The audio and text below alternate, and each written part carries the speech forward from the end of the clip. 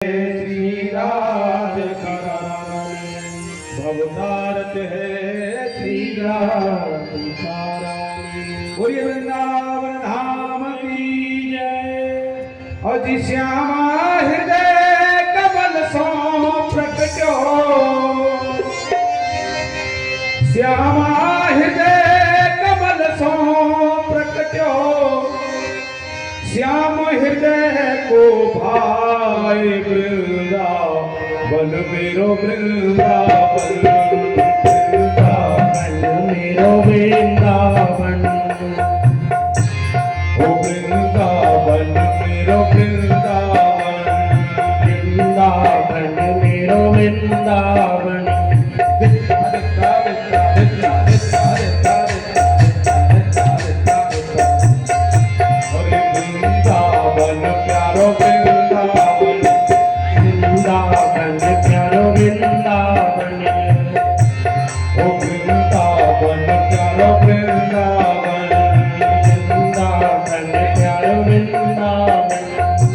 श्यामा हृदय कमल सो प्रकटो, श्यामा हृदय कमल सो प्रकटो, कमल को प्रकटो, श्याम हृदय को भाई वृंदावन प्यारो वृंदावन, वृंदावन प्यारो वृंदावन, ओ वृंदावन प्यारो वृंदावन, वृंदावन वृंदावन धाम की जय।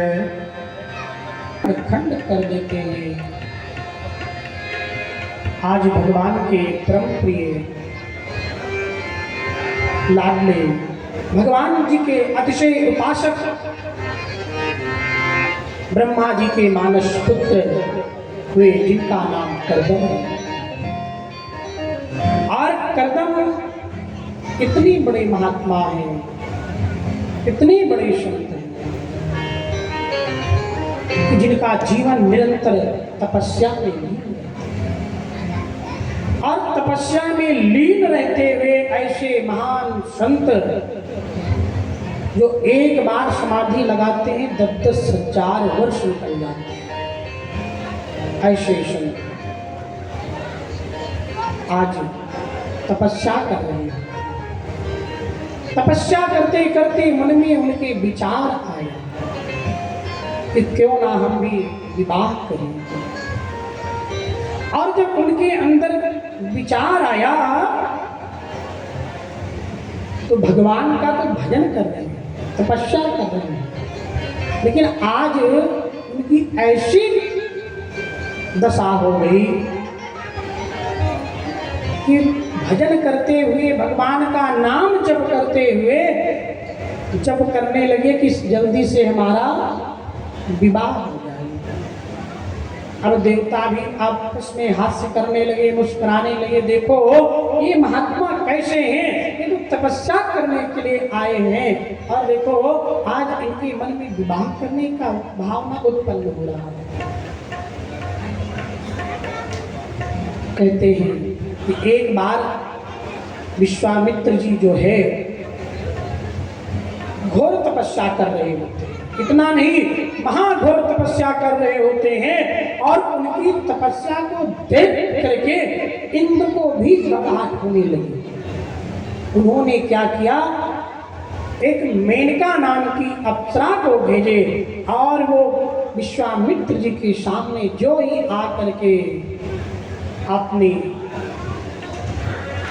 नृत्य की है, महाराज विश्वामित्र जी की तपस्या भंग हो गई, तपस्या खत्म हो गई। बहुत बड़े तपस्वी थे।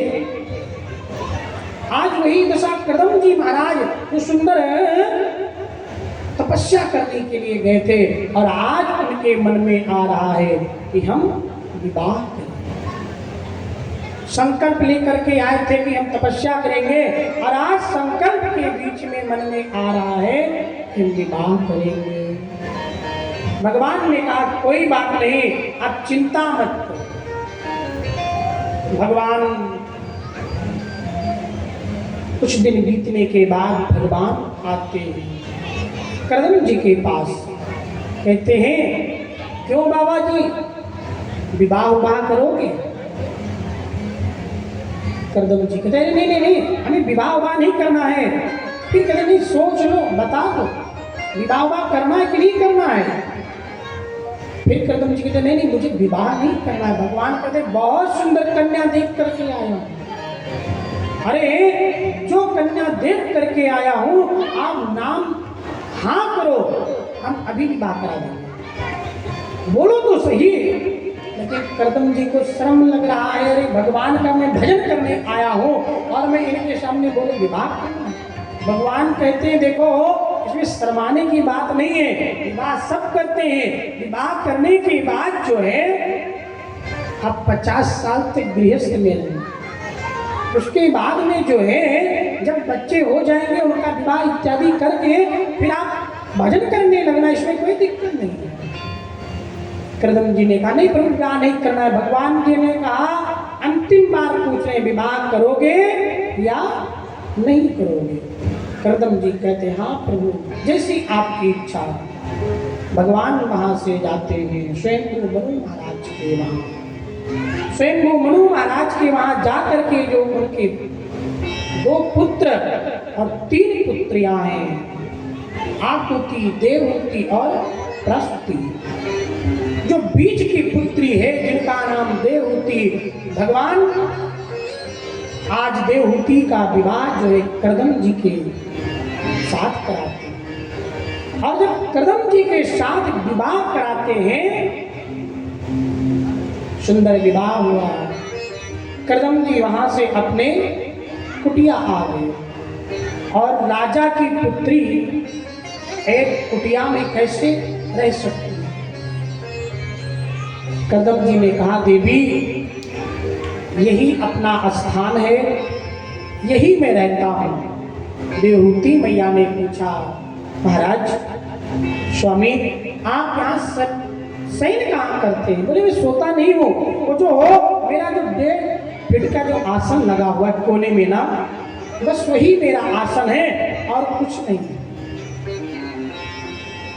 मैया करदम ने जो ही ऊपर निगाह उठा के देखा उसमें पक्षी घोंसला बना रखे हैं, बहुत सारे पक्षियां। जिधर देखे उधर किसी बिल में तो सर्प बैठा है, किसी में चूहा है, किसी में मेढक है, बस 1 फीट का जगह शेष बचा हुआ। देवहूति ने पूछा अरे महाराज ये इसमें रहते? बोले हाँ देवी ये सब अपना ही मानते हैं, ये मेरा नहीं है, ये सब हमारा परिवार है। और जब हमारा परिवार है माता देवहूति के नेत्र सजल हो गए।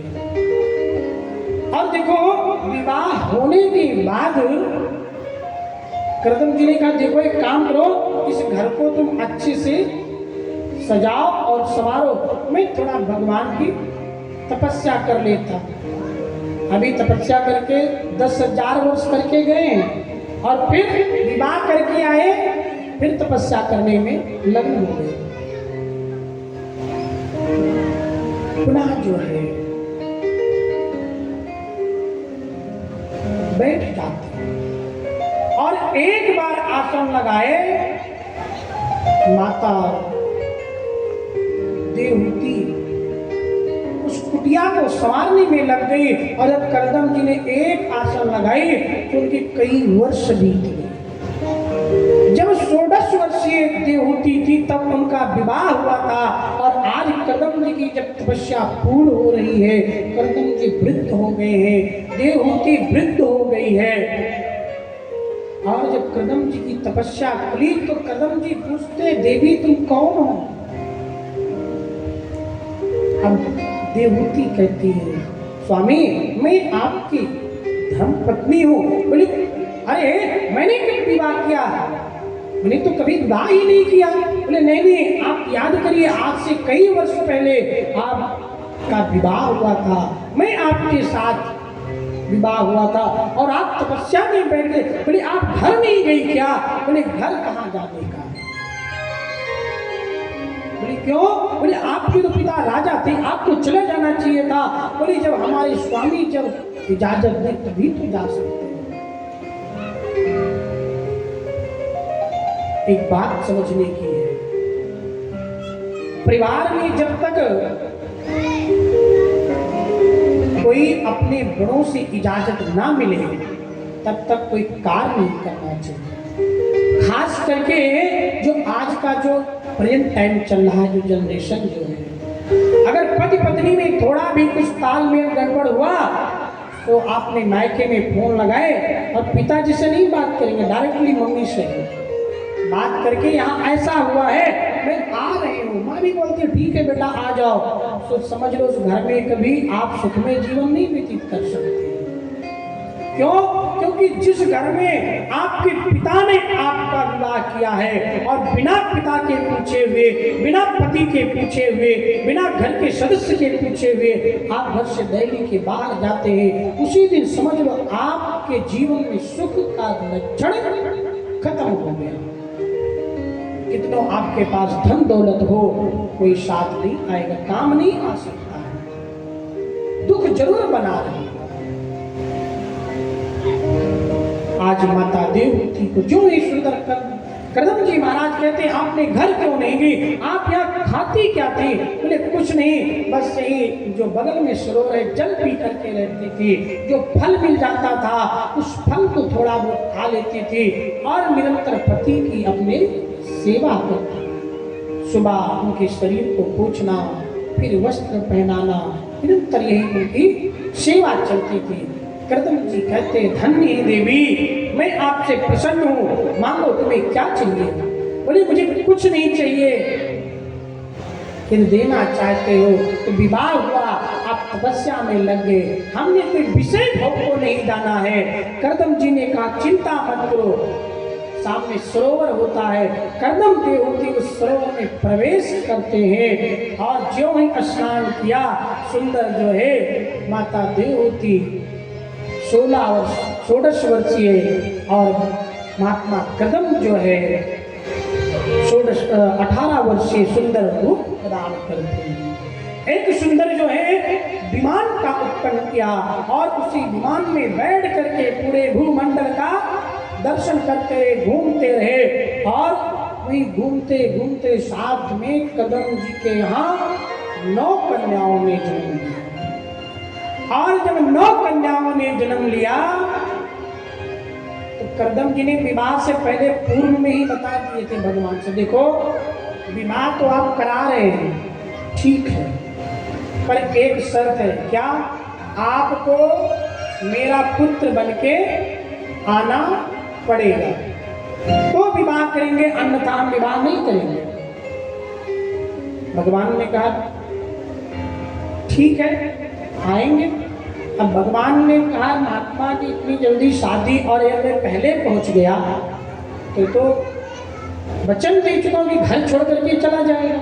जाते भगवान ने ऐसे लीला की, पहले जो है कन्या करदम जी के यहाँ 9 कन्याओं का जन्म हुआ और करदम जी ने समयानुसार 9 कन्याओं का सुंदर पाणिग्रहण संस्कार करके विवाह कर देते हैं। और जब उनका विवाह हो जाता है, आज भगवान करदम के यहाँ कपिल भगवान के रूप में प्रकट होते हैं। आज 10वें रूप में भगवान विष्णु भगवान आज कपिल बन करके जो है करदम जी के घर प्रागट्य लेते हैं। बोले कपिल भगवान की। आज भगवान का तीसरा अवतार होता है, कपिल भगवान के रूप में प्रकट हुए हैं भगवान।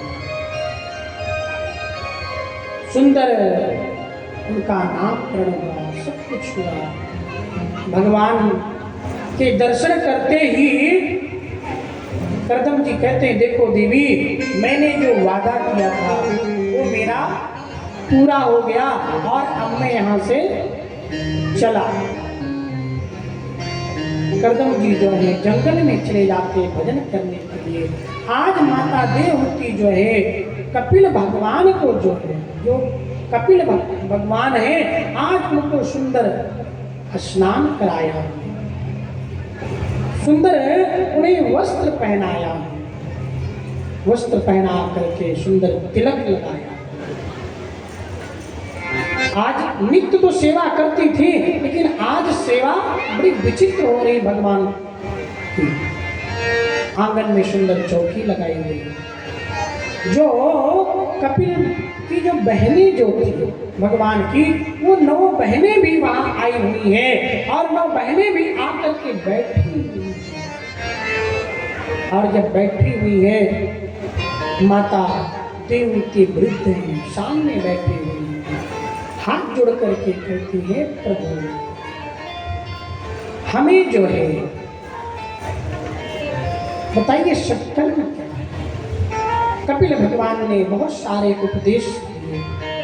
कपिल भगवान कहते हैं, मैया सत्कर्म वो चीज है जो आप कितना अच्छा कार्य करें, लेकिन आपके द्वारा किए गए कार्य के द्वारा, कर्मों के द्वारा किसी को दुख ना हो।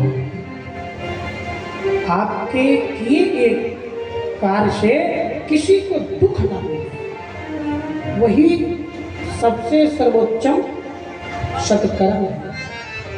सत मतलब सही, कर्म मतलब करना। जो आप निरंतर सही करना और सही करते हुए कभी आपके द्वारा किसी के आंख में आंसू ना आवे, आपके द्वारा किसी को कोई प्रकार का कष्ट ना हो, यही सत्कर्म है। और भगवान ने बहुत सारा उपदेश दिया। भगवान कहते हैं, यदि कुछ ना कर सके कि कुछ करना है तो मन से करो। भगवान कहते हैं, आप मंदिर नहीं जा सकते तो कोई बात नहीं, आप कथा नहीं सुन सकते तो कोई बात नहीं, आप दान नहीं कर सकते कोई बात नहीं है, कहीं नहीं जाने का है। भगवान कपिल कहते हैं, मैया व्यक्ति को मन से पूजा करना चाहिए। अब मानस पूजा बताइए, मानस पूजा कैसी होती है? मानस पूजा किए हैं आप लोग?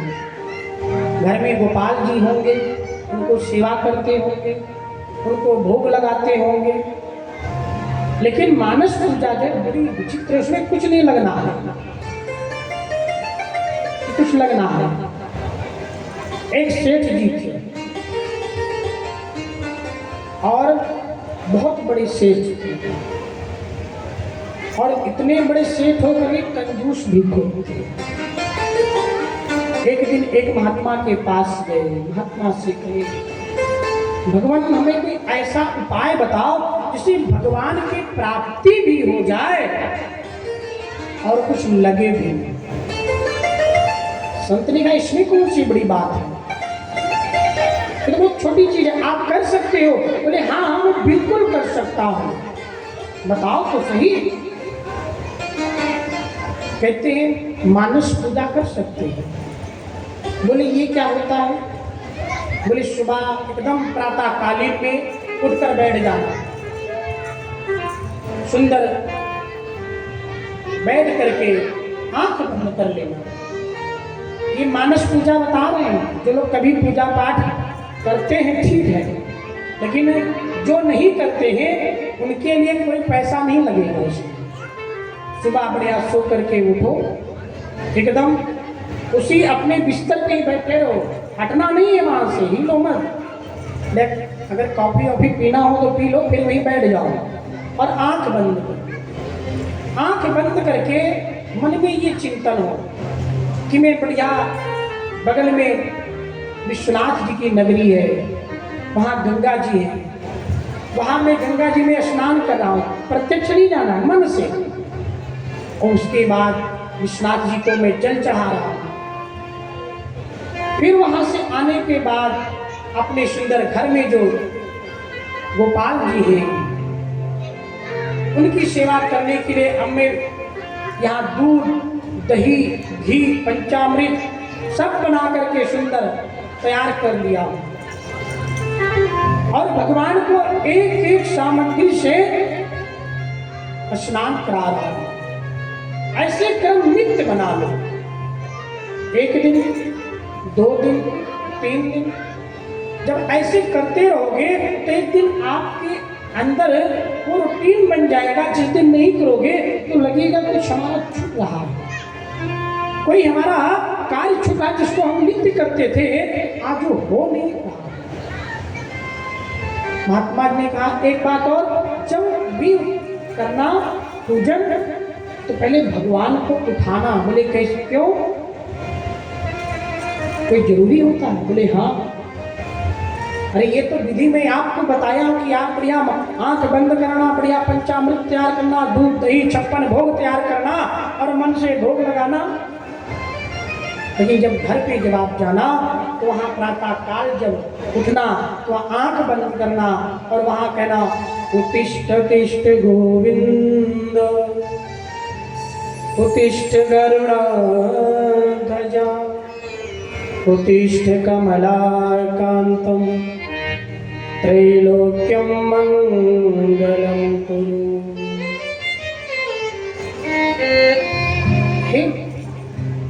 जिन भगवान में आपकी आस्था है, राम में, शिव में, हनुमान जी में, जिनको आप मानते हुए, गोपाल जी, आप उनको मन से उठाना। सेठ जी वहां से ये सारा बात जो है सुन करके आए, महात्मा जी से नेम सब जान। और जब नेम जान में घर पे आए, सुबह में जल्दी जल्दी से उठे, अपना बैठ के बिस्तर पे। बोले देखिए महात्मा ने बताया सही है या गलत है, ध्यान रखो, आंख बंद। बढ़िया श्लोक का गान क्या, उत्तिष्ठ तिष्ठ गोविंद, उत्तिष्ठ गरुड़ध्वजा, उत्तिष्ठ कमलाकांतम, त्रैलोक्यम मंगलम कुरु। भगवान को 3 बार ताली बजा करके उठाया,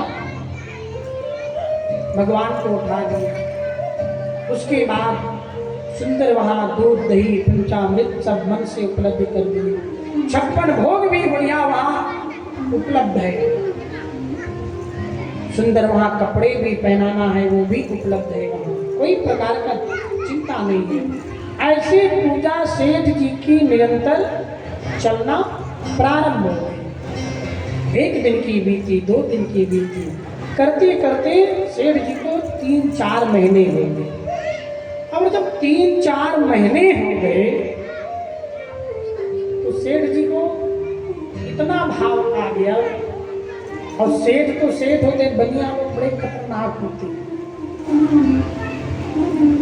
अब जो है मन से पूजा कर रहे होते हैं, तो क्या हुआ, आज भगवान के सामने मन से दूध रखा। बोले आप भगवान को दूध पिलाएंगे, और जब दूध पिलाएंगे तो मन से चीनी उसमें डाल रहे थे, चीनी ज्यादा पड़ गई।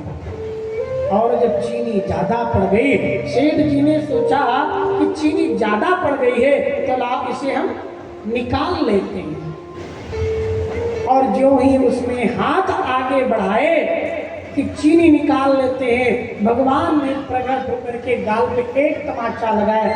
अरे सेठ, तुम्हें मन से पूजा करने में भी कंजूसी।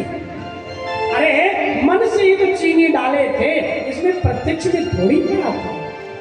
और जब मन से चीनी डाले हो, इतनी बड़ी कंजूसी अगर तुम सच में करते होते तब तो दूध का कटोरा ही तो उठा ले जाते यहाँ से।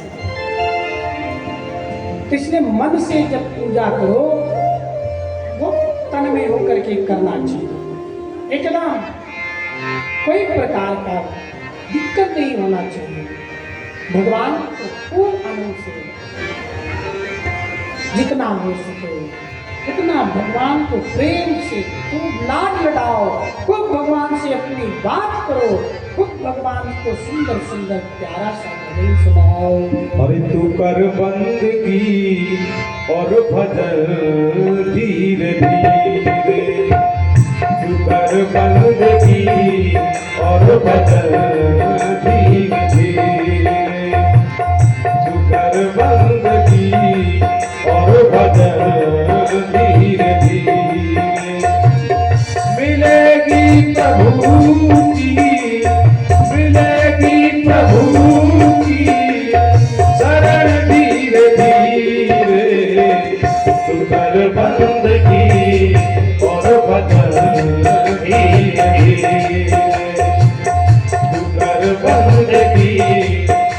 भजन धीरे धीरे।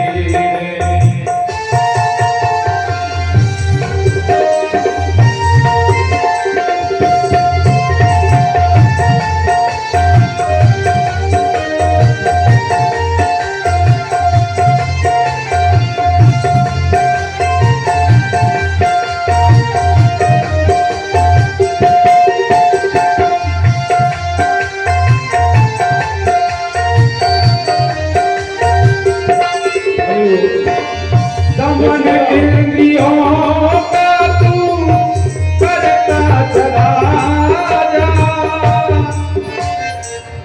जय श्री राम। बोले भगवान भगवान की जय। हमारे बीच में माया शंकर शुक्ला जिला पंचायत सदस्य व्यास कि व्यक्ति को मन से पूजा कैसे करना चाहिए।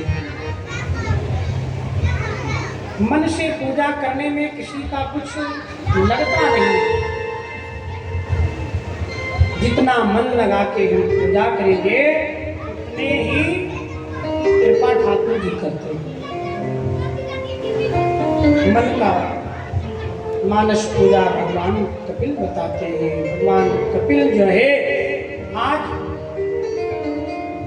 माता देवहूति को नवदा भक्ति का सुंदर उपदेश दिया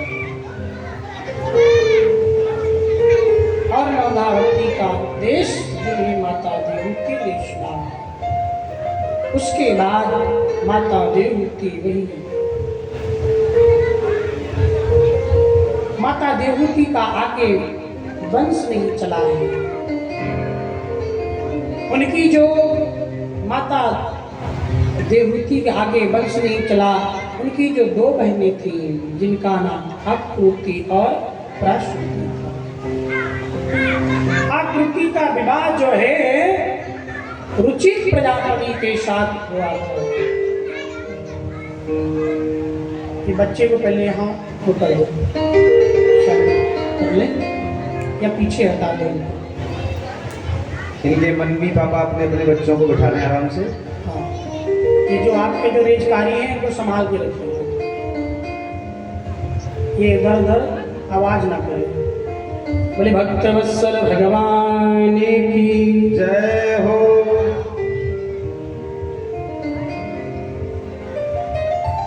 आज माता देवहूति का वंश आगे नहीं चला। उनकी जो बहनें जो है जिनका नाम आकृति का विवाह रुचित प्रजापति के साथ हुआ, जिनके यहाँ भगवान यज्ञ देव का प्रागट्य हुआ है। और जो उनकी दूसरी बहनें जिनका नाम प्राश्रुति है, जो दक्ष प्रजापति के साथ विवाह हुआ। दक्ष प्रजापति जो है इतने बड़े राजा हैं। आज उनका जब विवाह जो है जब हुआ, उन्हीं के यहाँ जो उनकी जो पुत्री हुई दक्ष की, जिनका नाम सती हुआ, जिनका नाम सती हुआ। आज माता सती जो है भगवान शिव के साथ उनका विवाह। एक बार की बात है, आज दक्ष प्रजापति को जो है दक्ष को प्रजापतियों की उपाधि मिलती थी पहले, जैसे राजा होते थे, जैसे आज के समय में विधायक होते और सांसद होते हैं, जैसे प्रमुख जी आए हुए ये जैसे होते हैं। ऐसे पहले के समय में सबको उपाधि दी जाती है। ये आज की परंपरा नहीं है, पहले की परंपरा है। उसमें बहुत सारे लोग आकर के वहां विराजमान, और जब वहां बहुत सारे लोग विराजमान थे तो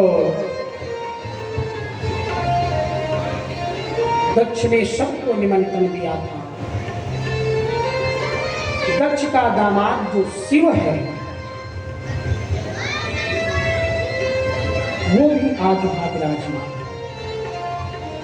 वहां ब्रह्मा विष्णु महेश ये तो तीन विद्यमान हैं और वे देव देवता गंधर्व किन्नर जितने भी हैं सब वहां विराजमान। और जब सब वहां विराजमान हैं, दक्ष जब सभा में उपस्थित होता है, महाराज जितने लोग वहां पे बैठे हुए थे सब खड़े हो गए, लेकिन तीन लोग वहां नहीं खड़े हुए। कौन कौन? तीन लोग कौन कौन नहीं खड़े हुए? ब्रह्मा विष्णु और शंकर। ये तीन अपने आसन से जरा भी नहीं हिले, बैठे रह गए। दक्ष सभा में पहुंचते ही देखा जितने भी राजा महाराजा आए सब खड़े। अरे तो ब्रह्मा है हमारे पिता, ये विष्णु, अरे शंकर क्यों नहीं खड़ा? ये तो हमारा दामाद है, शंकर क्यों नहीं खड़ा हुआ? अरे इसको खड़ा होना चाहिए था, मैं इसका ससुर हूँ और आज इसको खुशी होनी चाहिए थी कि हमारे ससुर जी को प्रजापतियों की उपाधि मिल रही है, लेकिन यो क्या नहीं खड़ा हुआ? बहुत जो वहाँ सभापति जो होते हैं ना, जैसे बड़े बड़े लोग नेता जब आते हैं तो एक सभापति होते हैं जो पहले से उनके बारे में सब बोलते रहते हैं। सभापति के पास जा करके उनसे माइक ले लिया, बोले सुनो सभापति, यहाँ जितने भी आए हुए सभी लोग हैं सभी कान खोल के सुनो। हम सब सोचने लगे आखिर बात क्या है, क्या हो गया? बोले देखो इधर उधर मत देखो, मेरे सामने देखो। सबने देखा तो सामने तीन लोग बैठे, ब्रह्मा विष्णु महेश। बोले ये चार मुख वाले मेरे पिता हुए और ये विष्णु हुए, ये हमारे पिता के पिता हुए, लेकिन ये शंकर जो बैठा है आखिर ये तो हमारा दामाद हुआ ना। इस देखो उसको जरा भी संस्कार नहीं। इतने बात वहां उल्टे सीधे सुना दिए कि दक्ष कहाँ सभा हो रहा था प्रजापतियों का, आज में प्रजापति की उपाधि मिल गई और आज वहां दक्ष ने जो भी उल्टी दो चार बातें सुनाई भगवान के वहां जो पार्षद थे, भगवान के साथ में जो नंदी श्रृंगी भृंगी जो थे, नंदी ने भी नहीं छोड़ा। नंदी ने भी बहुत बड़े बात बोल दी। दक्ष ने नंदी को श्राप दे दिया। अब सभा समारोह हो रही थी, वो श्राप समारोह में बदल गई। भगवान शिव वहां से चले गए और जब भगवान शिव वहां से चले जाते हैं, जो भगवान के साथ नंदी भृंगी जो भगवान के गढ़ सब वहां से चले जाते हैं। और एक बात और बताएं, घर में दामाद आता है ना तो हमें आपको एक बहुत बारीकी और बहुत विशेष जानकारी की बात है। कभी दामाद से पैर नहीं छुआना चाहिए, दामाद से पैर नहीं छुआना चाहिए। क्यों? जब आप अपने कन्या का दान करते हैं, विवाह करते हैं, उस समय क्या करते हैं? आप उसका क्या करते हैं? पैर छूते हैं। आज अपनी लक्ष्मी रूपी पुत्री और विष्णु रूपी पुत्र जो है दूल्हा जो, उसका आप क्या करते हैं, वर्ण करते हैं। अब ये बताइए, जिसका आप पहले से पैर छू चुके हो, तो क्या हुआ उनका पैर आपका छूना उचित है या अनुचित है? आज ये ना जी, छूना उचित है या अनुचित है? प्रायः कहीं कहीं आज भी लोग छुआ लेते हैं, पर ये बहुत विशेष ध्यान रखना चाहिए। जिस कन्या को मैंने दान कर दिया और उसके बाद में उसके मैंने पैर प्रक्षालन कर दिए, और आज जब वो दामाद मेरे घर जब आया है और आज जब वो मेरा प्रणाम न करे, तो आपको बुरा नहीं मानना चाहिए। यहाँ शास्त्र कहता है कि आपको जाकर के प्रणाम करना चाहिए, पैर ना छुए, ठीक है। कि आज का कल्चर जो चल रहा, ठीक है, पैर ना छुए, दूर से राम राम कर ले, राधे राधे कर ले, चलेगा, लेकिन पैर छूना गलत है। क्यों? तब तक आपका अधिकार था जब तक उन्होंने आपका पैर नहीं छुआ था। और आप तो एकांत में आकर के छूती हो, तो आपको वो पैर छूने के लिए इतना बड़ा आयोजन करते हैं, फिर उसके बाद अपनी पुत्री का दान करते हैं, फिर वहाँ 1000, 2000, 500, 100, 200 लोगों के बीच आपके पैर छूते हैं, और उसके बाद में फिर पुनः आप जब अकेले में जब आवे कभी मिलने या उनसे उनके घर, तो आप उल्टा प्रणाम करेंगे। ये गलत बात है। ये अगर करते हैं तो इस चीज को बंद कर देना चाहिए, जानना चाहिए, पूछना चाहिए उचित है या अनुचित है। दक्ष तो इसी बात का अभिमान था। भगवान शिव ने गलत नहीं किया। भगवान शिव जो है उनके दामाद से तो उन्होंने उठाने और उन्होंने प्रणाम नहीं किया। लेकिन कुछ लोगों के मन में ये आता है कि जब मैं अपनी बेटी दे दिया तो मैं भी तो उसका पिता हुआ। प्रश्न आता है कि वो मेरा बेटा हुआ, मान लिए एक क्षण के लिए, अरे जब बेटा ही बनाना था तो फिर अपनी बेटी आप उसको दिए क्यों? अरे आपके घर में भी तो बेटा है, उस बेटे से अपेक्षा करो, उस बेटे से अपना जो भी करना कराना है कराओ। अरे उसको जो दान दिए हुए चीज है, वो बेटी के द्वारा बेटा प्राप्त हुआ है, न कि आपके घर में उसका जन्म हुआ, ना आपके घर में उसका कुछ हिस्सा मिलने वाला है। विवाह हुआ उस समय जो कुछ देना था आप दे करके फाइनल कर देते हो, लेकिन दोबारा सोचो कि उसका आधा दे दे। अगर आप एक स्कॉर्पियो शादी में दिए हैं तो सोचे अब बेटी का साल पूरा हो रहा है तो नहीं स्कॉर्पियो दे सकते हैं, तो चलो छोटी सी गाड़ी डिजार दे देते हैं। दोगे? कोई देगा? कोई नहीं देगा। और अगर भूल से कहीं बेटी का फोन आ जाए कि पिताजी, श्रीमान जी ऐसा कह रहे थे कि पिताजी से बोलो दे, पिताजी हाँ ठीक है, ठीक ऐसा करो, इस वर्ष का एनिवर्सरी आप वहीं मना लो, यहाँ आने की जरूरत नहीं है।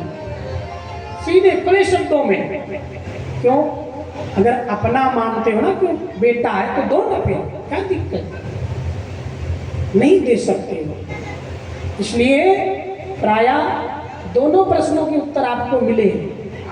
पैर छुआना गलत बात है। अगर बेटा मानते हो ठीक है, तो फिर आप अपनी बेटी का विवाह क्यों किए उसके साथ? किस कारण से किए भाई? आपको करने का अधिकार नहीं है। बेटे के साथ तो अपनी बहन के साथ ही कर नहीं सकते, अपनी बेटी के साथ ही कर नहीं सकते। इसलिए भावात्मक जो संसार है, हम उसको अपना बेटा बोले, कहने के लिए कुछ भी बोल सकते हैं, लेकिन अधिकार नहीं पा सकते। दक्ष तो इसी बात का अभिमान था, सब उठे, लेकिन ये क्यों नहीं उठा? आज इस बात को लेकर के उन्हें बहुत बुरा लगा। भगवान शिव जो है इस बात को सुना और सुन करके हटा के कैलाश पे चले गए। आज कुछ दिन बीतने के बाद जो है दक्ष ने सुंदर विशाल यज्ञ का आयोजन किया है। एक छोटा मोटा आयोजन नहीं हो रहा था जैसे यहाँ कुछ बड़ा यज्ञ का आयोजन हो रहा है। इस ऐसे विशाल आयोजन दक्ष ने किया। दक्ष ने अपनी सारी बेटियों को बुलाया, सभी दामाद को बुलाया, जैसे यहाँ पे बाबूजी सब बहन जी लोगों को बुलाएंगे। सब लोग यहाँ परिवार उपस्थित है। इतना बड़ा यज्ञ हो रहा है और उस यज्ञ में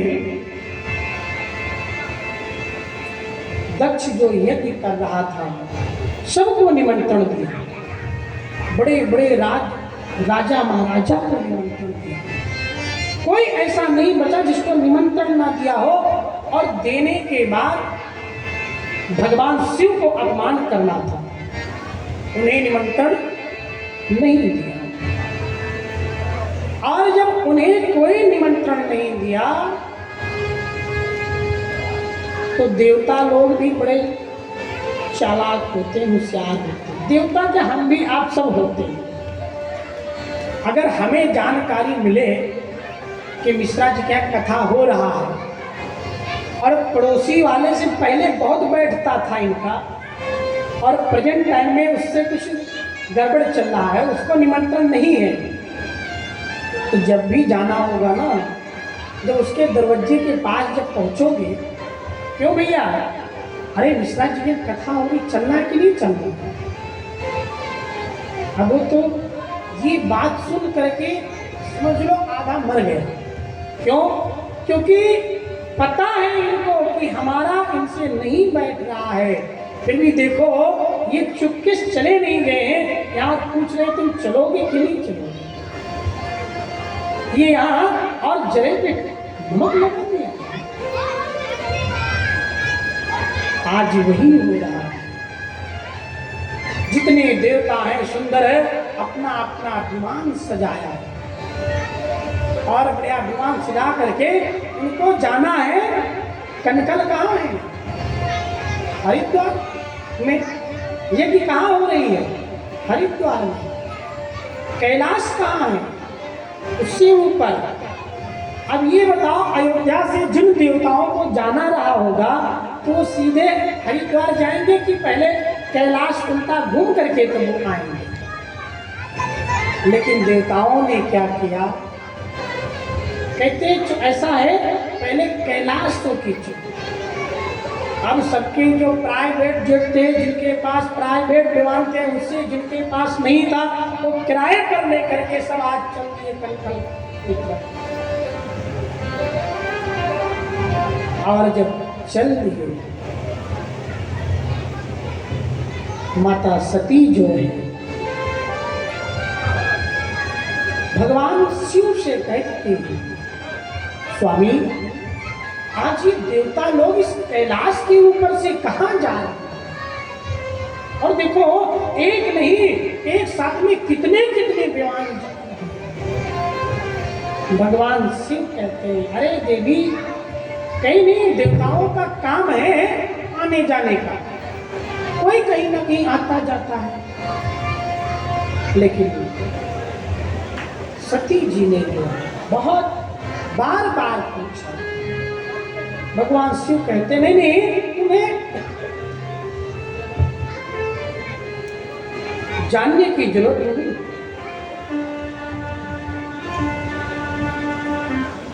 तब तक जो देवियां जो है, देवता तो सिर्फ ऊपर ऊपर से चले गए।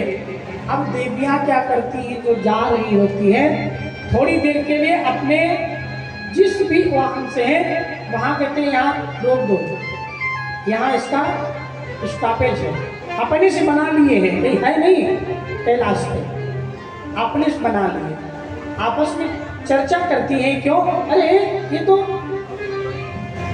दक्ष की पुत्री है ना सती, पूछते क्यों तुम्हें नहीं चलना है? आपके पिता ने इतना बड़ा यज्ञ का आयोजन किया है, क्या आपको नहीं जाना है? सती जी कहती नहीं नहीं जाएंगे, ऐसी कोई बात नहीं है। एक कहती हो सकता है निमंत्रण ना मिला हो, इसीलिए जाना नहीं चाहती। दक्ष कि जो ये बात सती ने सुना, रहा नहीं गया। भगवान शिव जो है बैठे होते हैं और वहां जा करके चरणों में बैठ करती है, कहती स्वामी एक बात कहनी है। भगवान शिव कहते तो वो क्या बात है? बोले देखो आपके ससुर जो है ना, बोले हाँ जानते हैं, बोलो आगे क्या है? बोले जो आपके ससुर जो है उन्होंने बहुत बड़ा आयोजन किया है और उस आयोजन में हमें लगता है कि निमंत्रण देना भूल गए, और जब भूल गए हैं तो हम आप चले क्योंकि हमारे पिताजी हैं। लेकिन संबोधित पहले कहां से किया? आपके ससुर जी, मतलब हमारे पिता नहीं, काम बनाना है ना चलने के लिए, आपके ससुर जी। बोले हाँ ठीक है। बोले जो तो आपको चलना चाहिए। बोले निमंत्रण मिला नहीं तो जाऊंगा। बोले हो सकता है इतना बड़ा आयोजन हो रहा है और बड़े बड़े आयोजन में अपने ही छूट जाते हैं। जब कोई बड़ा आयोजन होता है तो सब कोई वहां आता है, लेकिन अपने जो है वहां छूट जाते हैं, खास कर। और जब अपने छूट जाते हैं तो अगर सूचना मिले तो वहां जाना चाहिए। और हो सकता है किसी को वो भेजे हो और कोई यहाँ तक ना आ पाया हो, कोई आप जहाँ रह रहे हो यहाँ रास्ता भी तो नहीं आने के लिए। बहुत प्रकार से माता सती समझा, लेकिन भगवान शिव मानने वाले हैं। क्यों नहीं मानने वाले हैं? भगवान शिव कहते हैं देखो देवी वहां पे जाने की जरूरत नहीं है। बोले नहीं चलना चाहिए। और भगवान शिव दो कारण से वहां नहीं गए। पहला कारण तो उन्हें अपमानित किया गया, दूसरा कारण है कि माता सती जो है, भगवान शिव किसके उपासक है? शिव जो श्रावण का महीना चल रहा है, भगवान शिव किसको पूजते हैं पता है? राम। और राम किसको पूजते हैं? शिव। और राम जी का जब वनवास हुआ, वनवास में सीता का हरण हो गया। हरण होने के बाद राम जो है वन वन भटक रहे होते हैं, अपनी सीता की खोज कर रहे होते। सीता कहीं नजर नहीं आती है। भगवान भोले बाबा भी चिंतित है। भोले बाबा चिंतित हैं तो भोले बाबा समाधि में दिन में मस्त रहते हैं, किसी से कोई प्रकार का लेना देना नहीं है, मस्त रहते। वाह वाह रे मौज फकीरा की, कोई मतलब नहीं है दुनिया से, हमें कोई क्या कहता है, कोई बताने की उनको टेंशन नहीं रहती। भगवान शिव जो ध्यान में बैठ के माता सती ने सोचा ये जो हमारे स्वामी जो जिनकी निरंतर पूजा करते सेवा करते ये वही राम है, और ये है तो ये रो क्यों रहे, बन बन भटक क्यों रहे? उनके मन में जो है संशय आ, और जब संशय आ गया तो बोली मैं इनकी परीक्षा लूंगी। आज सती मैया जो सीता का वेश धारण किया, और जब सीता का वेश बनाया, वेश बना करके महाराज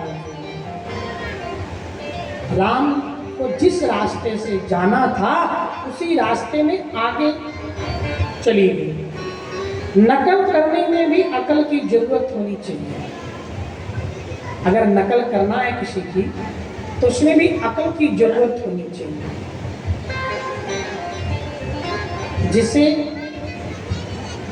कहीं परीक्षा जब होती है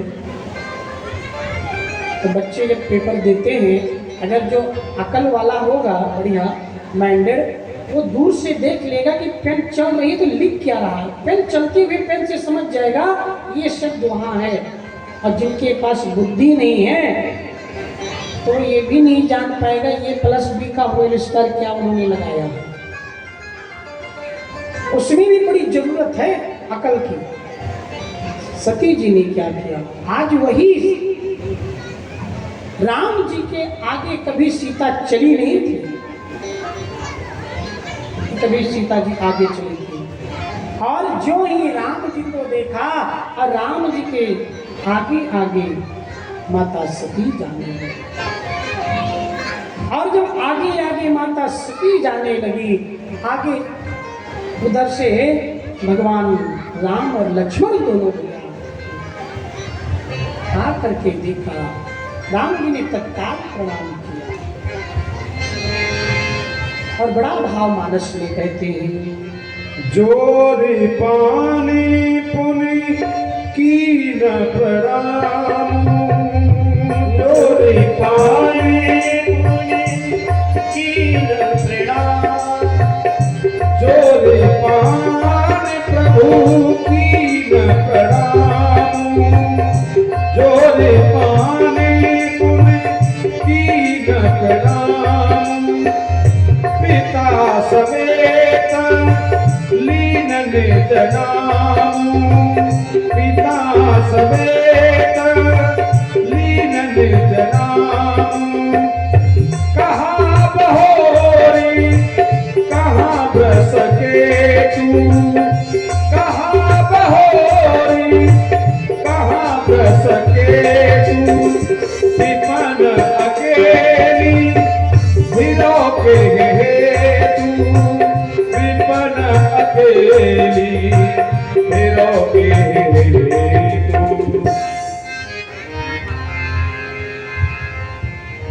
माता सती को भगवान राम ने प्रणाम किया। अकेले नहीं, भैया लक्ष्मण से कहते, भैया लक्ष्मण ये माता सती, अरे इन्हें प्रणाम करो। राम जी पूछते हैं, अरे मैया आप अकेली, हमारे पिता भगवान शिव कहाँ हैं? जो ही इतनी बात सुनी सती ने, महाराज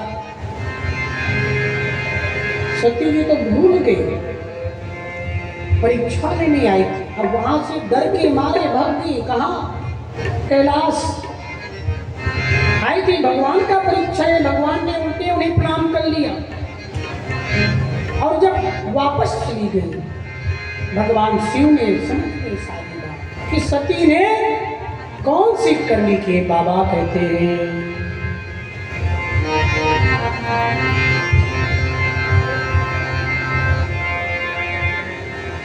सती ने आज राम जी को जा करके हमारी माँ का रूप धारण करके गई थी। और जब माँ का रूप धारण करके गई थी तो ये तो मेरी तो पहले पत्नी थी और अब ये तो माँ हो गई। क्यों? क्योंकि हमारे जो आराध्य राम, इन्होंने उनके पास जा करके मेरे से इन्होंने झूठ बोला है। सती की चरित्र सब जाता। भगवान शिव ने ध्यान धर करके देखा और ध्यान धर करके जब देखा तो सारी लीला उनके सामने आ गई। सती जी ने क्या क्या करके वहां आई है। भगवान शिव समझ, भगवान ने तत्काल संकल्प कर लिया कि अब ये तन सती भेंट नहीं। शिव संकल्प लीन मन माहि, शिव संकल्प लीन मन माहि, शिव संकल्प लीन मन माहि, शिव संकल्प लीन मन माहि, यह तन सती भेंट मोहे नाहि, यह तन सती भेंट मोहे नाहि, यह तन सती भेंट मोहे नाहि। अब ये तन तो इस शरीर को सती नहीं प्राप्त कर सकती, कुछ भी हो जाए। भगवान ने उनका तिरस्कार कर दिया। भगवान उनसे बोलना तब बंद कर।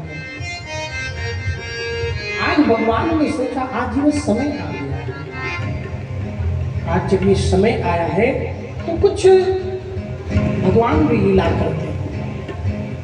और जब भगवान जब लीला करते हैं, जब बार बार सती जी कहती है स्वामी आपके ससुर जी ने यह किया है, आपको जानना चाहिए। कहते हैं भगवान शिव कहते हैं देखो, अगर जहां किसी को अपमानित किया जाना हो, अगर पता है तो वहां नहीं जाना चाहिए। और अगर कहीं भूल हो गई है, जैसे गुरु के वहां, बेटी के वहां और मंदिर में अगर जाना है तो खाली हाथ कभी नहीं जाना चाहिए। गुरु के वहां जाना है तो एक पुष्प ही क्यों ना लेकर जाए, मंदिर में जाना है थोड़ा सा मिश्री क्यों ना लेकर के जाए, और बेटी के घर जाना है तो आप बनारस की चमचम मत खरीदिए, बड़हलगंज की जो लोकल मिठाई हो उसी को ले लीजिए। जाइए तो उसके घर कुछ ना कुछ ले करके जाइए।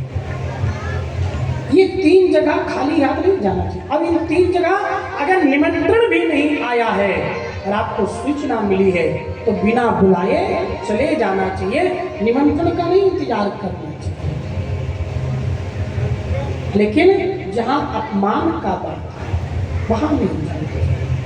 बार बार जब सती माता कहती है, भगवान कहते हैं ठीक है आप जाके जाना चाहती हो तो आप चाहिए मैं आपके साथ में जो है अपने 2 गढ़ को भेजता हूँ।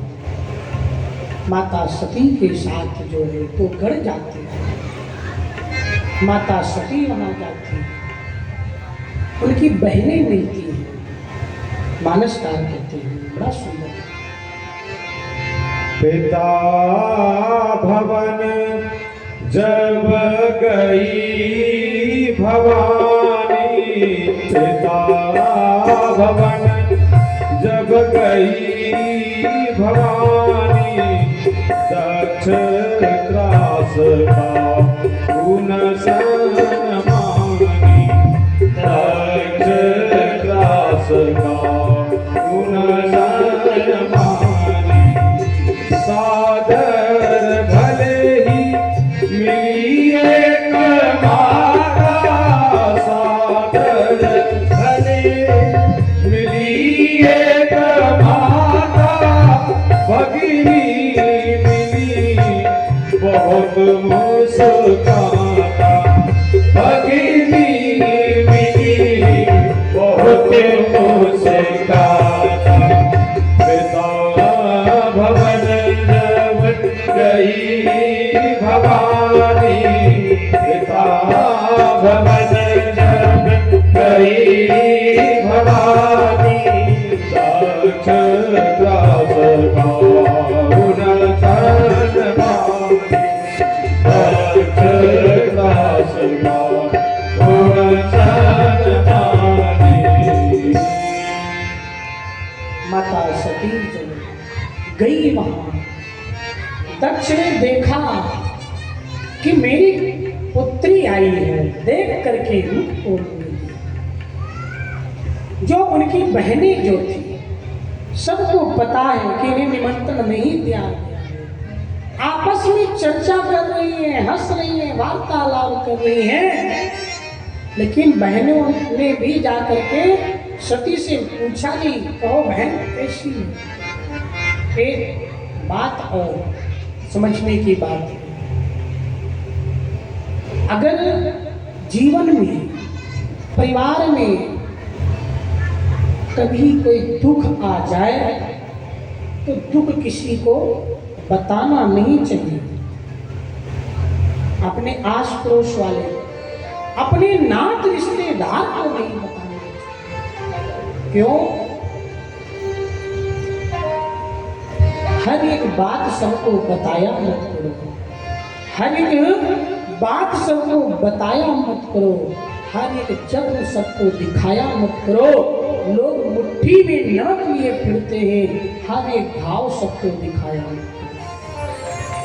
अगर आपके जीवन में दुख है, कितना बड़ा है, लेकिन अगर आप पड़ोसी को बता दिए ना तो पड़ोसी चलेगा तो ठीक है, लेकिन आपका दुख, आप थोड़ा गरीब हैं, आपका कोई रिश्तेदार अमीर है और आधी रात को आपने फोन लगाया कि मुझे ये विपत्ति है, आप खड़े हो जाइए, वो देखेगा कि फोन आ रहा है, उसे पता है कि मेरे लिए इसका फोन आ रहा है, मेरे से मदद मांग रहा है।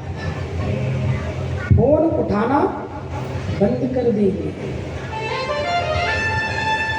और ये चीजें जो है प्रायः सबके साथ होता है, कोई ऐसा संसार में नहीं है कि जिसके साथ ना हुआ, सबके साथ होता है।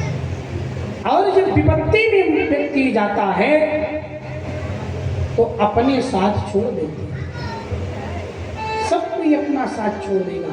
आज वही हो रहा है, सती माता को सब जानते, बल्कि इतना प्रेम था जिसका कुछ कहा नहीं जा सकता। बहनों में इतना प्रेम था जिसे कुछ कहा नहीं जा सकता। प्रेम करना कोई बुरी चीज नहीं है, प्रेम करना कोई बुरी चीज नहीं है, प्रेम में छल बुरी चीज है। प्रेम तो है, ठीक है, अच्छी बात है, लेकिन आपसे प्रेम होते हुए भी यदि आपसे कोई छल कर रहा है वो बुरी बात है। प्रेम करो, ठीक है, पर छल मत करो। आज बहनों ने वही किया। सती जो देखा, उनकी माँ जो है, माँ आकर के मिली, क्योंकि माँ जो होती है बड़ी करुणा की सागर होती है। अरे माँ की ममता उनसे पूछो जिनके माँ है, उनसे क्या पूछो जिनके माँ ही नहीं है। माँ की अगर कथा जब आती है बीच में तो गले अवरुद्ध होने लगते, माँ के भी शब्द नहीं मिलते हैं बोलने का। एक बड़ा अच्छा गीत है ना, माँ तो कितनी अच्छी है, माँ तो कितनी प्यारी है, वो प्यारी प्यारी है। आइए एक मिनट हम लोग उस माँ को शामिल करते हैं।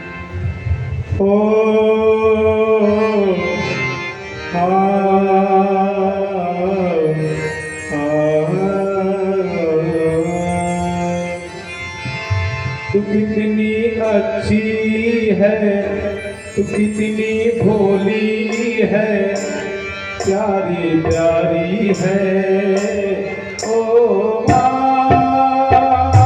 ओ माँ, ओ माँ,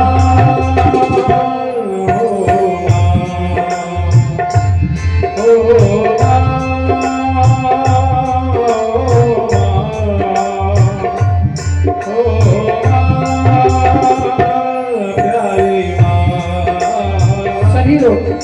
भाव के साथ उन्हीं लोग गाएंगे जो माँ से प्रेम करते हैं, वो नहीं गाएंगे जो माँ से प्रेम नहीं करते। दिखावा नहीं करने का है, क्योंकि ये जो कथा है ना आगे आप श्रवण करेंगे। एक माँ आपको कैसे पालती है और फिर बच्चे उसे कैसे ठुकराते हैं, पता है? अगर जिसने माँ से प्रेम किया वही भाव के साथ ले गए। हरि बोल। तू कितनी अच्छी है, तू कितनी भोली है, प्यारी प्यारी है। ओ माँ, ओ माँ, ओ माँ, प्यारी माँ। कितनी अच्छी है, तू कितनी भोली है, तो प्यारी प्यारी है। ओ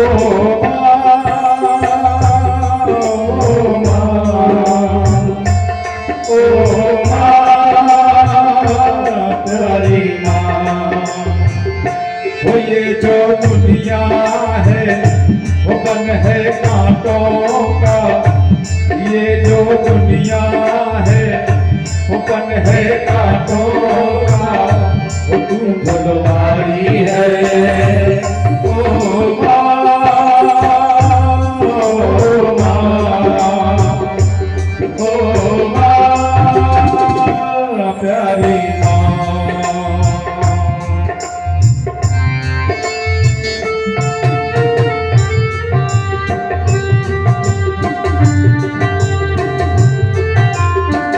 बच्चों पे माँ का जो है इतना ऋण होता है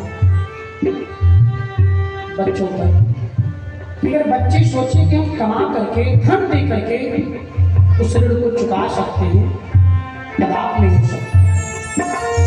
हर एक चीज माँ जो है कैसे कैसे बच्चों को लालन पालन करती है, उस माँ से पूछो। जिनके माँ होती वही माँ का दर्द जानते, सब नहीं जानते। हरि बोल। दुखन लागी है मेरी अखियाँ, दुखन लागी है मेरी अखियाँ, मेरे लिए तू जागी है माँ सारी सारी रतियाँ, मेरे लिए जागी है माँ सारी सारी। ओ मेरी निदिया पे, ओ अपनी निदिया भी, ओ मेरी निदिया पे, ओ अपनी निदिया भी, तू बलहारी है। ओ माँ,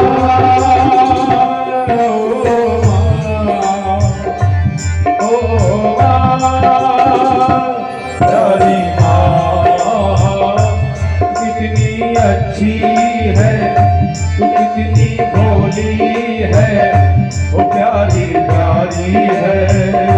ओ माँ, ओ माँ, ओ माँ, ओ माँ।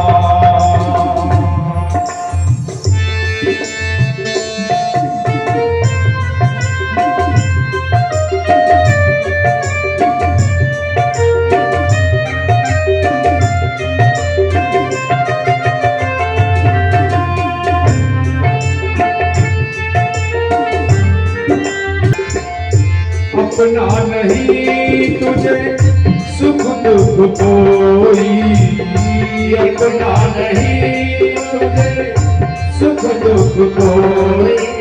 मैं मुस्काया तू मुस्काई, मैं रोया तू रोई, मैं मुस्काया तू मुस्काई, मैं रोया तू रोई। वो मेरे हंसने पे, वो मेरे रोने पे, तू बलहारी है। ओ माँ, ओ माँ, ओ माँ, प्यारी माँ। तू कितनी अच्छी है, तू कितनी भोली है, वो प्यारी प्यारी है। ओ माँ,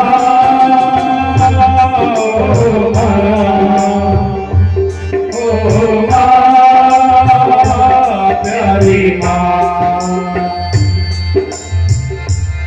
एक जमाना था कभी कभी ऐसे ख्यालातों में खो जाते थे, जय श्री महाराज, कभी कभी ऐसे ख्यालों में खो जाते थे, अगर कोई कुछ कह देता था तुरंत रो जाते थे।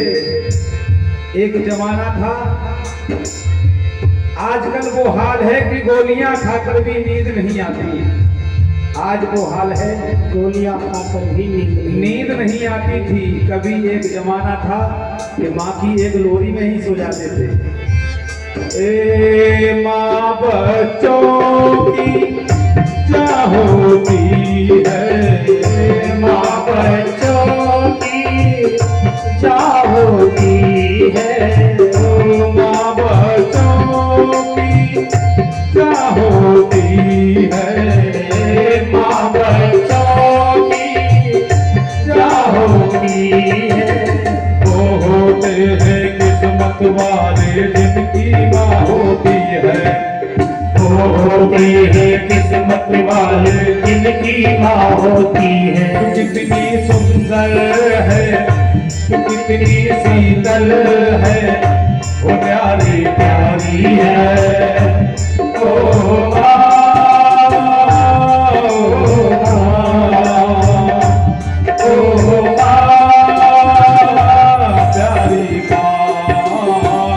कितनी अच्छी है, कितनी भोली है, प्यारी प्यारी है, ओ माँ, ओ माँ, ओ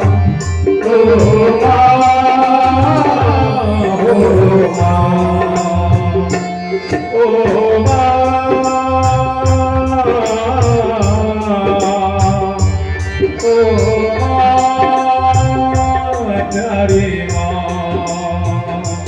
तेरी माँ, ओ प्यारी माँ,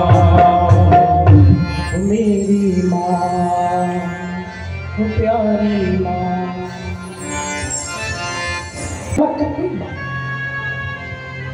अरे बहनों ने नहीं बोला तो कोई बात नहीं, मैं तुम्हारी माँ, और माँ ने तो आपसे बात किया ना। इतना सुनने के बाद माता सती जो है कहती, माँ मैं यज्ञ का दर्शन करना चाहती। जो ही जाकर के महाराज यज्ञ का दर्शन करती है, वहां सब देवी देवताओं का भाग लगा हुआ है, भगवान शिव का नहीं है। देख करके बड़ी ग्लानि हुई। ठीक मेरे पति देव कह रहे थे वहां जाना ठीक नहीं है, अब मैं अपना ये मुख लेकर के कैसे जाकर के अपने दिखाऊंगा, क्या मैं कहूंगा, लोग क्या कहेंगे।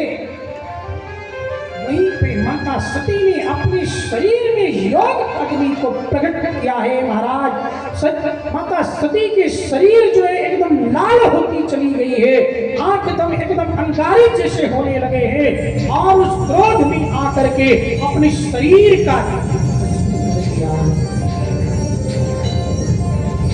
और जो ही इतना सती ने किया, सब यहाँ कार मच गया है।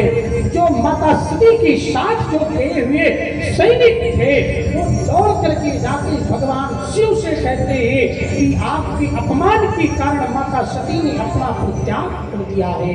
भगवान शिव को क्रोध आया है और आपने चटा से भाव को उठाड़ा है, सामने बड़े से चट्टान पे दे मारा, वहां से वीरभद्र उत्पन्न होता है।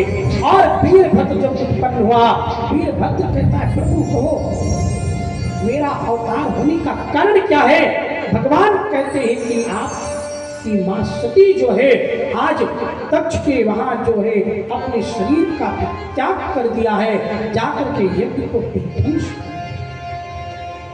जो यज्ञ करा रहे होते पुरखा आचार्य जी, वीरभद्र होता है, एक तमाचा लगाई, उनके 32 के 32 दांत पड़ गए महाराज। किसी के दांत टूट गए, किसी के हाथ टूट गए, किसी के दाढ़ी पड़ गई। दक्ष बैठा था यज्ञ हवन कुंड के पास। वीरभद्र ने क्या किया, उसके सर को घुमा करके तोड़ करके कुंड में सोहा कर दिया। अब यज्ञ अधूरी रह गई, यज्ञ हो तो कैसे हो। देवता लोगों में हाहाकार मच गया, हड़कंप मच गई, सब परेशान होने लगे। लेकिन यज्ञ तो पूरा करना है। देवताओं ने सुंदर स्तुति की है। स्तुति करने के बाद इधर भगवान शिव आते हैं, क्योंकि भगवान जो होते हैं, भगवान शिव एक ऐसे देवता हैं, छड़े रुष्टा छड़े तुष्टा, तुष्टा रुष्टा छड़े छड़े, क्षण भर में वो नाराज हो जाते हैं और क्षण भर में सब कुछ दे देते हैं। भगवान शिव का एक परम लाडला भक्त था जालंधर, उन्हीं का तपस्या किया और उन्हीं से वरदान मांग लिया, और मांगने के बाद कहता है प्रभु इसका अलग तो ट्रायल करने का आप ही से कर लेते हैं। बोले ये क्या? बोले कुछ नहीं, देखते हैं आपने जो वरदान दिया है ये नकली है या असली है। भगवान शिव के ऊपर हाथ धरने के लिए जो ही हाथ उठाया, भगवान शिव वहां से निकल गए। भगवान किसकी शरण लिए? भगवान विष्णु की। भगवान विष्णु ने सुंदर मोहिनी रूप बनाया, जालंधर ने देख करके मोहित हो गए, और जब मोहित हो गया भूल गया हम किसके पीछे, हमें क्या करना था क्या नहीं करना था। अब इधर जो है माता सती के शरीर को जो भगवान शिव लेते हैं उसे उठाए, और सती के उस शरीर को लेकर के इतने व्याकुल थे कि लग रहा था पृथ्वी में प्रलय आ जाएगा।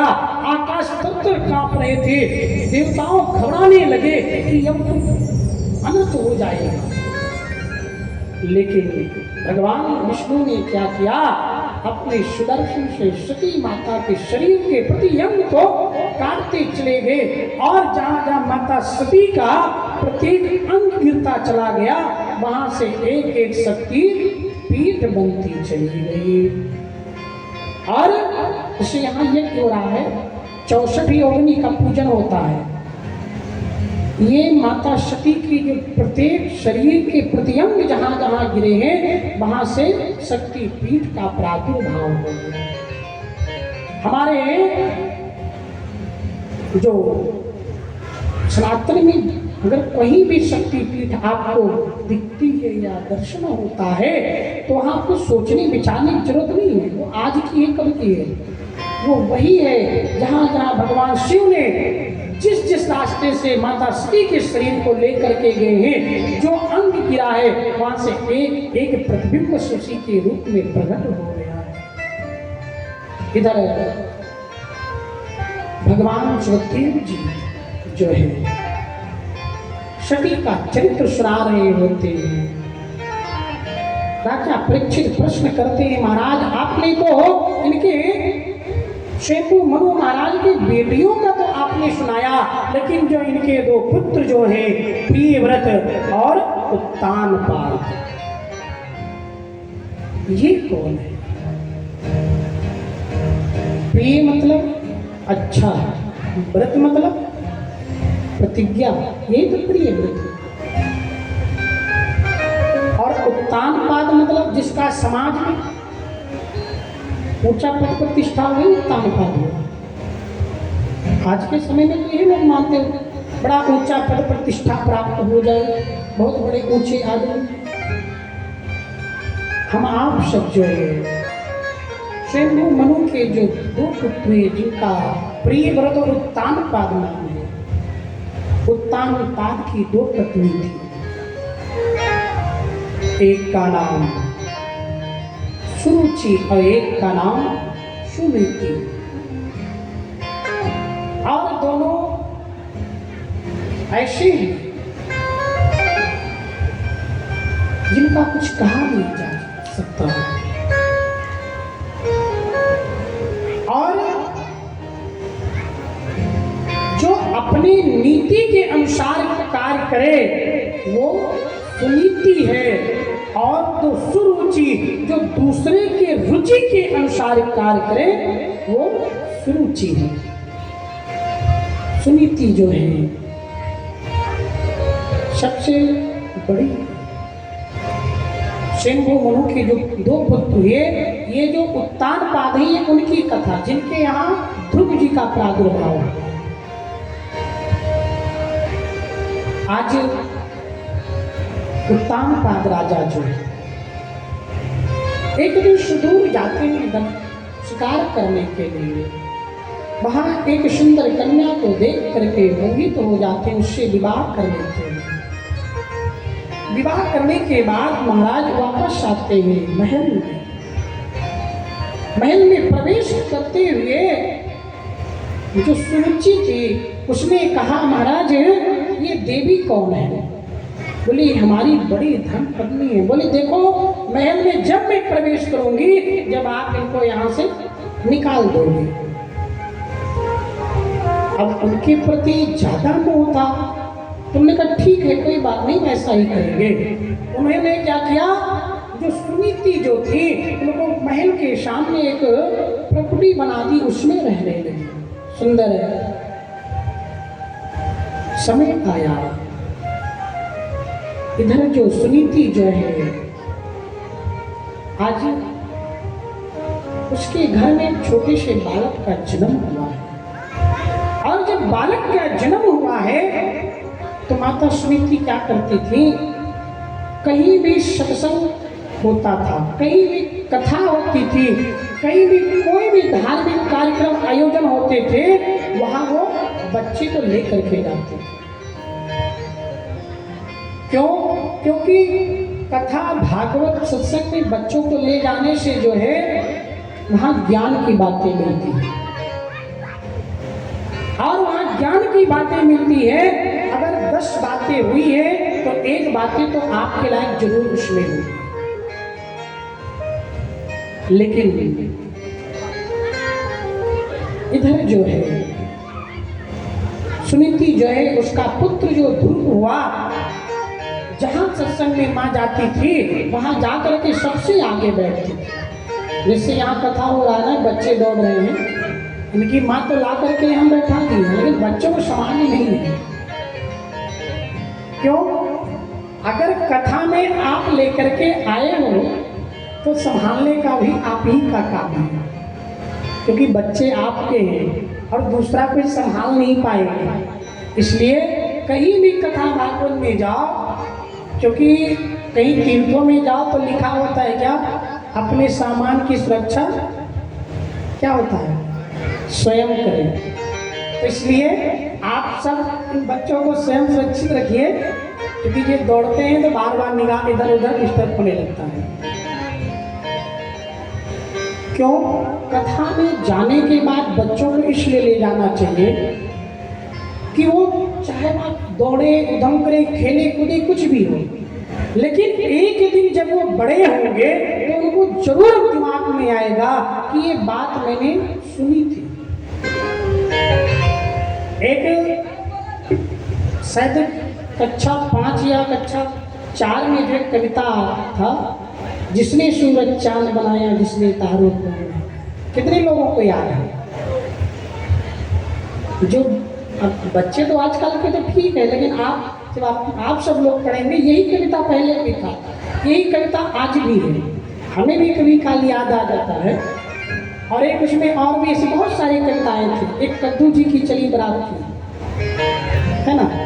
तो उसमें क्या, जो चीज हम बचपन में जो चीज हमें प्राप्त हो जाता है वो बचपन तक जरूर जाता है, वो भूलने वाला नहीं है।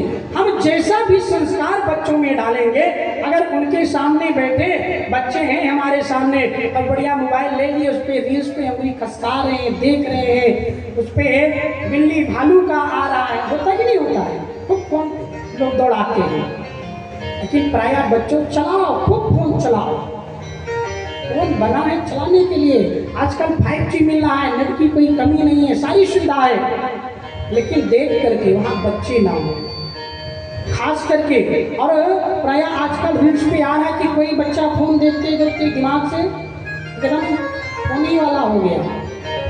बहुत सारी ऐसी चीज आती है, लेकिन क्या है, फोन खूब उपयोग करो, हम भी करते हैं, लेकिन कुछ समय समय से कैसे उपयोग लेना है वो अपने अनुसार में रखो, कहाँ करना है वो अपने अनुसार से रखो, बात करना है वो बात करो। जो उससे अधिकतर फोन से काम, लाभ के काम ज़्यादा होते हैं। कथा हो रही है, आगामी कथा 5 अगस्त से है, जाना नहीं हुआ है, फोन से सब काम फाइनल हो गया है। सारा सब कुछ फोन से होता है। क्या फोन अच्छा भी है, फोन बुरा भी है। हम इसको किस नज़र से देखते हैं ये हम पर है। हम इसको कैसे उपयोग करना चाहते हैं ये हमारे ऊपर डिपेंड करता है, दूसरे के ऊपर नहीं। इसलिए बच्चों को ज़्यादा से ज़्यादा फोन दो, खुद दो, लेकिन देखो कि बच्चे अगर पढ़ रहे हैं उस टाइम आप वहाँ से हट जाओ। छोटे बच्चे, बड़े हैं तो आजकल लोग फोन ही ज़्यादा पर काम उनका होता होगा, लेकिन ये तो चलो जो जैसा करना है वो अपना करें, कहने का अपना काम है, करना कराना सबका है। बोली भक्त वत्सल भगवान की जय हो। आज ध्रुव महाराज जी जाते हैं, सुंदर है, सत्संग में वहां जाकर के नित्य प्रति सत्संग सुनते। एक दिन क्या हुआ ध्रुव जी को, बोले मैया ये जो इतना बड़ा सा महल बना है सामने, यहाँ कौन रहता है? बोले बेटा यहाँ आपके पिताजी रहते हैं। तो बोले मैं नहीं जा सकता क्या? यानी क्यों नहीं जा सकते हो?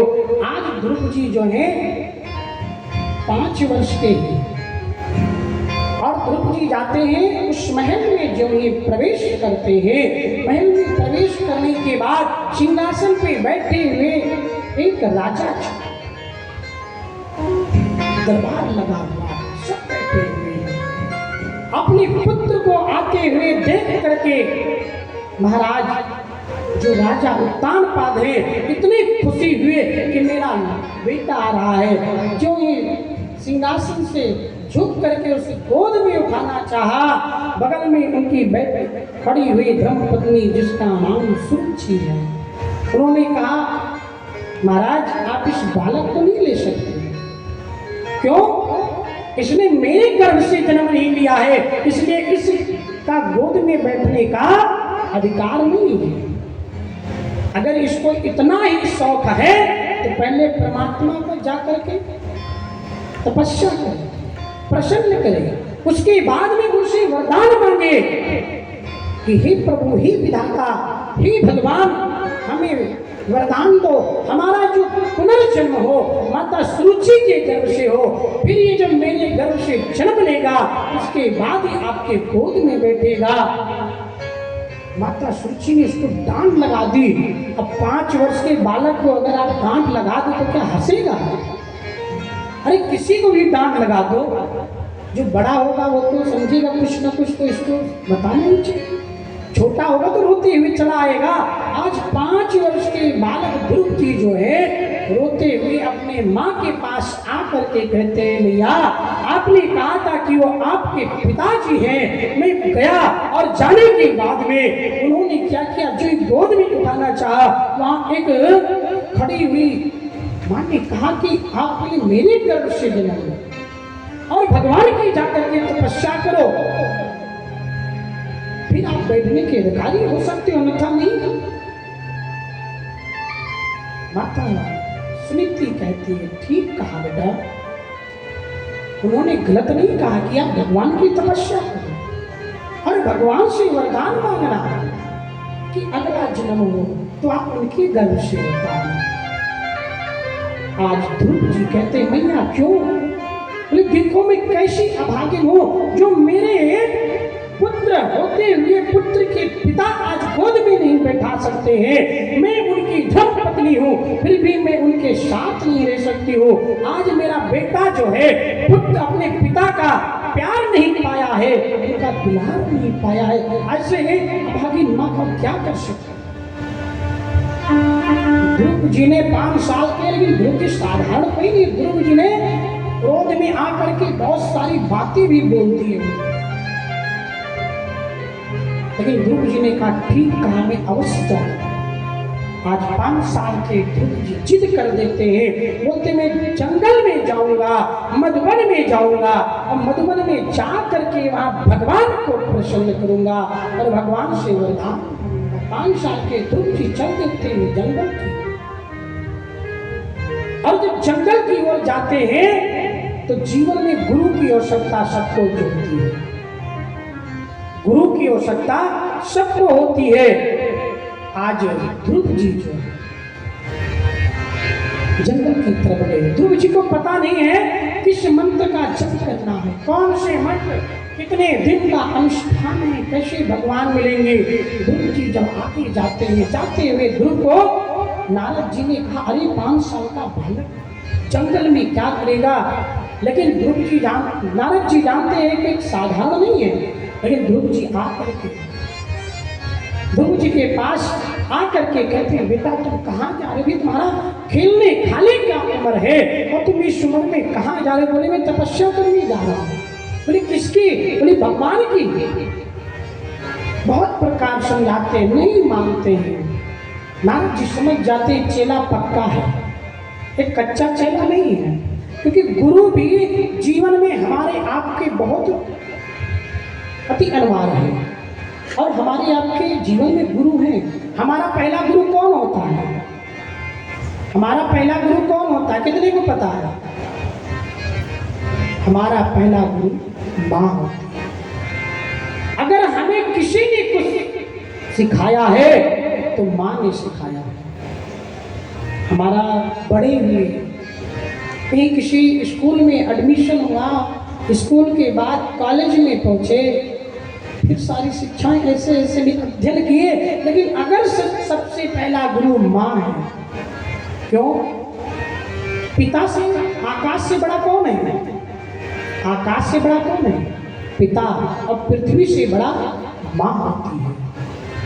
इसके बीच के जितने भी आते हैं सब शून्य के समान है। क्योंकि ध्रुव जी महाराज आज जो है सुंदर जिद करते हैं, जाएंगे। नारद जी कहते ठीक है आप जाइए, लेकिन वहां जा करके ये जो मैं मंत्र आपको दे रहा हूँ इसका गान करना। आइए 2 मिनट हम ये लोग उस मंत्र का गान करते हैं। ओम नमो भगवते वासुदेवाय।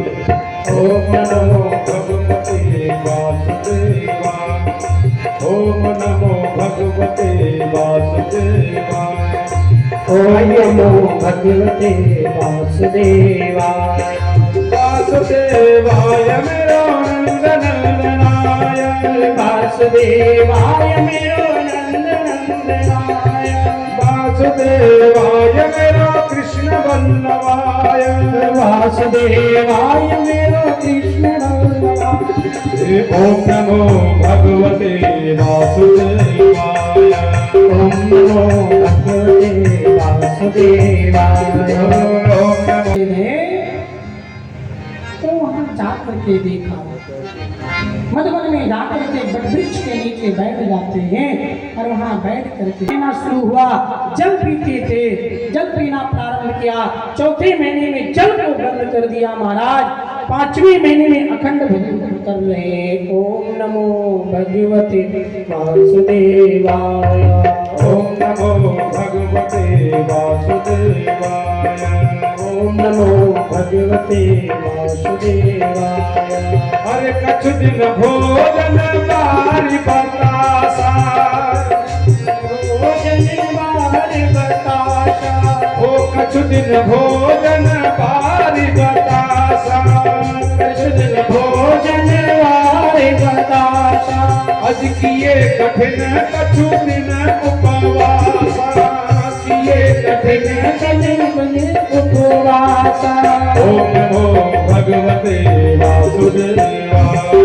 ओम नमो भगवते वासुदेवाय। ओम नमो भगवते वासुदेवाय। आज 5 दिन, 5वां महीना जब चला, सीधे श्वास को रोक दिए और जब श्वास रोक करके ब्रह्मांड में जाकर के स्थापित कर दिए तो जितने भी देवता थे सब के सांस रुकने लगे। जितने भी वृक्ष थे सबकी हवाएं रुक गई। पवन देव जहाँ के तहाँ स्थापित हो गए। सब में हाहाकार होने लगा। देवताओं ने जाकर के भगवान विष्णु के पास गए। भगवान विष्णु से प्रार्थना करते हैं।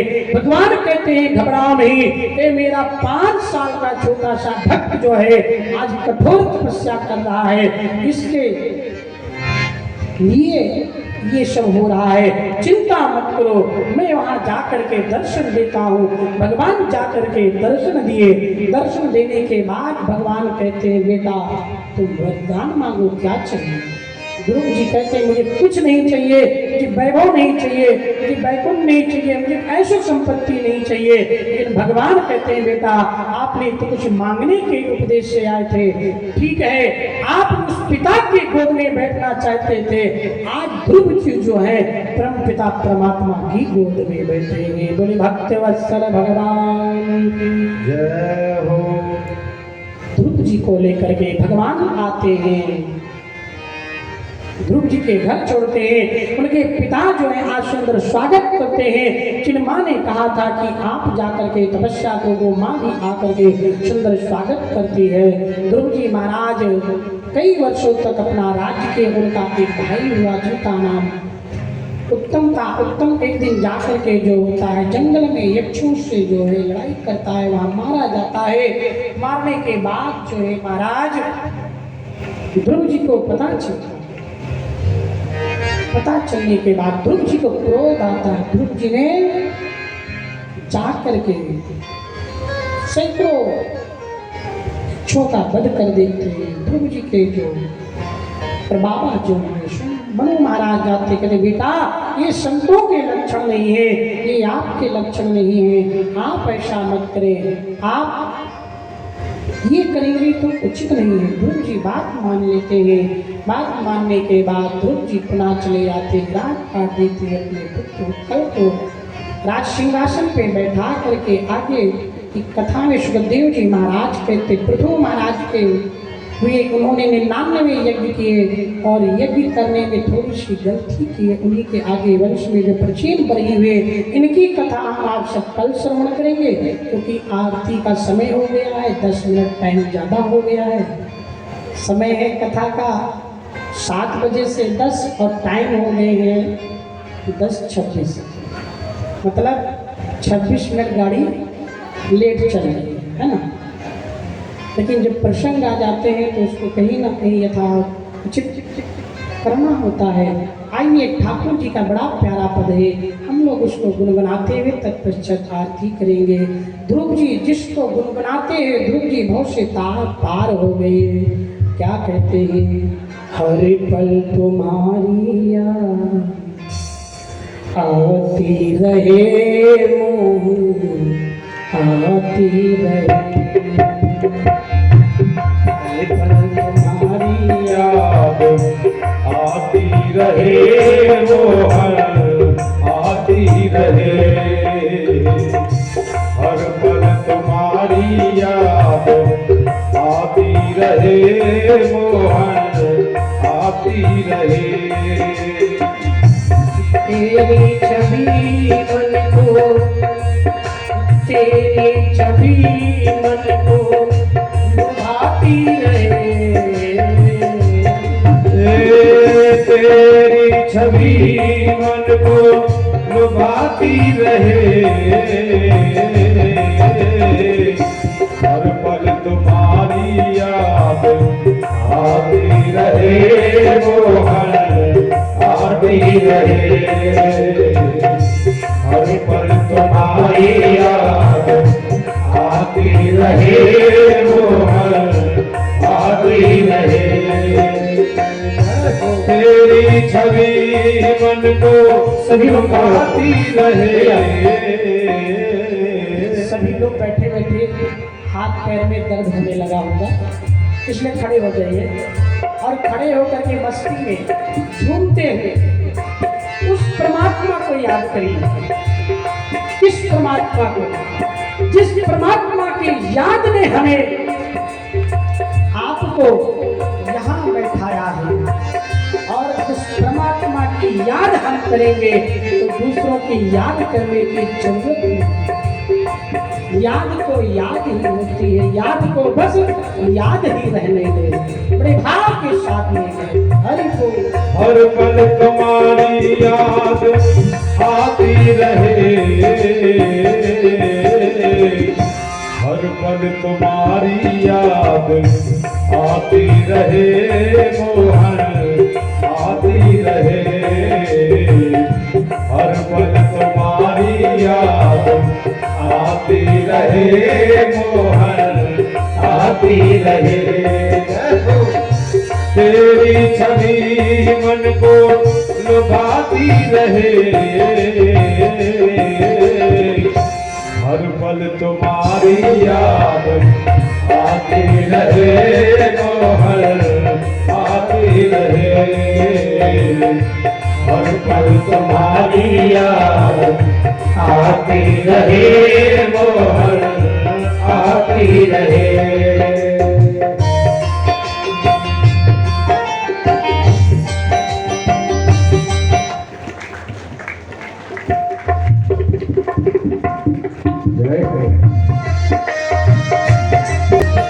देखिए ये ठाकुर जी का भजन है।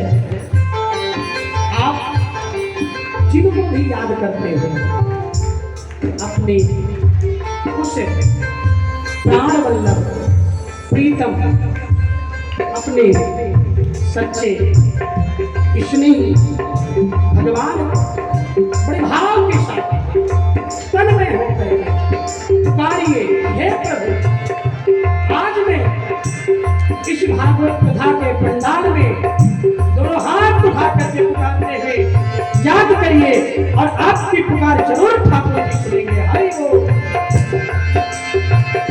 फूलों में कलियों में तेरी हंसी हो, फूलों में कलियों में तेरी हंसी हो, फूलों में कलियों में तेरी हंसी हो, फूलों कलियों में तेरी हंसी हो, बुलबुल के गीतों में तेरी खुशी हो, बुलबुल के गीतों में तेरी खुशी हो, हर वीणा वाणी तेरे ही गुण गाती रहे,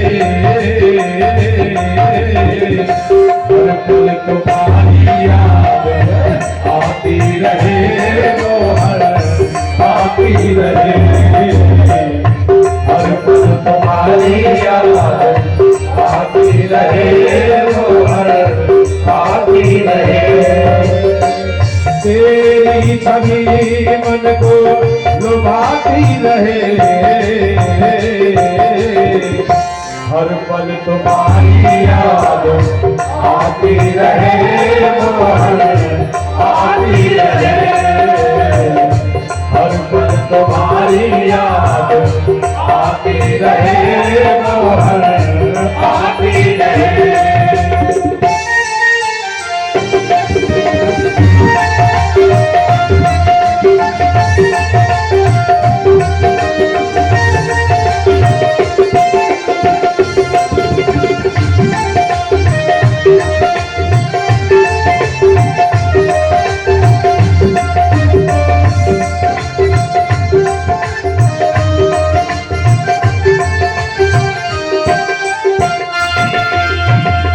कुछ भी नहीं था सिवा तेरे प्यारे, कुछ भी नहीं था सिवा तेरे प्यारे, कुछ भी नहीं था सिवा तेरे प्यारे, कुछ भी नहीं था सिवा तेरे प्यारे, जो कुछ भी था सब तेरे हवाले, जो कुछ भी था सब तेरे हवाले, नैनों में तेरी छवि समाती रहे,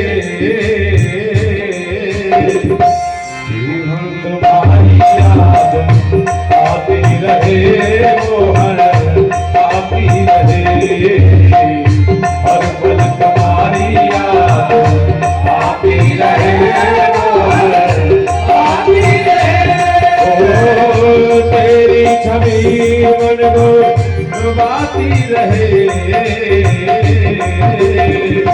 हर पल तुम्हारी याद आती रहे, मोहर आती रहे, हर पल तुम्हारी याद आती रहे, मोहर आती रहे, तेरी छवि मन को लुभाती रहे, तेरी छवि मन को लुभाती रहे,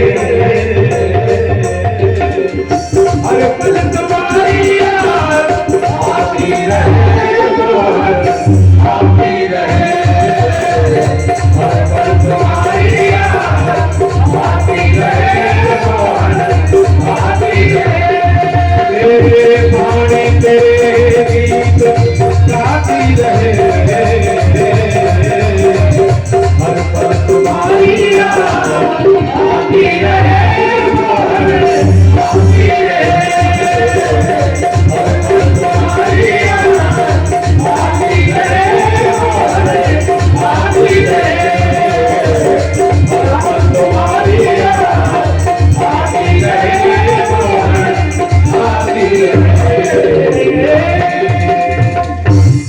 बड़े भक्तवत्सल भगवान की जय हो, भागवत महापुराण की जय हो, बाके बिहारी लाल की जय हो। आइए हम आप सब आरती करें। सभी लोग घर के लोग हैं आरती में आ जाएंगे मंच पे।